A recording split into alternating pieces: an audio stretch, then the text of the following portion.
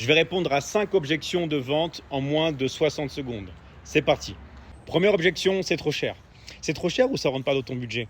Ah, ça rentre pas dans mon budget. C'était quoi ton budget alors? Ah, mon budget c'était X, Y, Z. Boum, paiement plusieurs fois avec son budget closé.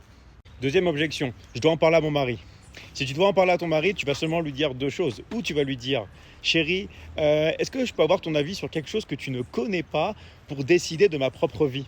Ou alors tu vas lui dire, j'ai rejoint cette académie il y a maintenant 3 mois et maintenant je suis enfin libre financièrement. Viens, ce soir je t'invite dans un bon resto, on va fêter ça.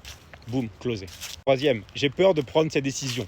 Tu peux avoir peur et prendre quand même une décision. D'ailleurs, c'est normal parce que quand on sort de sa zone de confort, on a toujours peur. Et d'ailleurs, c'est une bonne chose parce que ça montre que c'est quelque chose qui te dépasse. Quatrième, j'ai déjà fait quelque chose de similaire et ça n'a pas marché.